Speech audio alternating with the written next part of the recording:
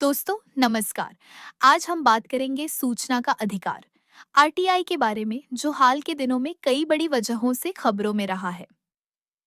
2005 में लागू हुआ आरटीआई एक्ट आम नागरिक को यह ताकत देता है कि वह सरकार और उसके संस्थानों से जानकारी मांग सके। इसका मूल उद्देश्य था पारदर्शिता, जवाबदेही और भ्रष्टाचार पर रोक। लेकिन हाल ही में आरटीआई अलग-अलग कारणों से सुर्खियों में है। आइए जानते हैं क्यों। पहला कारण, आरटीआई का दुरुपयोग। महाराष्ट्र के राज्य सूचना आयुक्त ने कहा है कि आरटीआई का बेतुका इस्तेमाल बढ़ गया है। लोग कई बार बेहद फालतू सवाल पूछते हैं, जैसे किसी दफ्तर में रोज कितने समोसे खाए जाते हैं।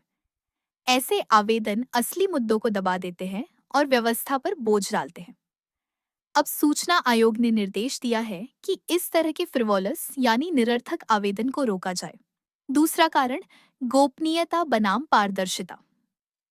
दिल्ली हाई कोर्ट ने हाल ही में बड़ा फैसला दिया।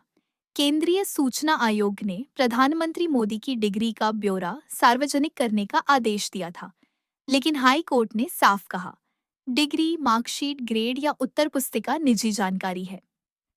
आरटीआई का मकसद पारदर्शिता लाना है, किसी की निजी जिंदगी में दखल देना नहीं।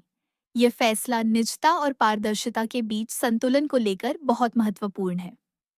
तीसरा कारण, अनुपालन न करने पर कड़ी कार्रवाई। पंजाब में आरटीआई नोटिस का जवाब न देने पर एक तहसीलदार के खिलाफ जमानती गिरफ्तारी वारंट जारी किया गया।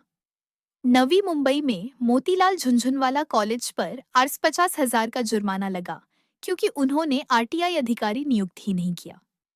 ये मामले दिखाते हैं कि अब आयोग सख्त रवैया अपना रहे हैं। चौथा कारण, रिकॉर्ड जुर्माना। हरियाणा में शिक्षा विभाग के एक अधिकारी पर आरटीआई जवाब में करीब 1 साल की देरी के लिए आज 25,000 का जुर्माना लगाया गया। यह राज्य में अब तक का सबसे बड़ा जुर्माना है। तो दोस्तों, आरटीआई आज इसलिए खबरों में है। एक तरफ इसे मजबूत और प्रभावी बनाने की कोशिश हो रही है, दूसरी तरफ इसके दुरुपयोग और निजी जानकारी की मांग जैसी चुनौतियां भी सामने आ रही हैं। सूचना का अधिकार हमें नागरिक से जागरूक नागरिक बनाता है, लेकिन हमें भी इसका इस्तेमाल जिम्मेदारी और जनहित में करना चाहिए।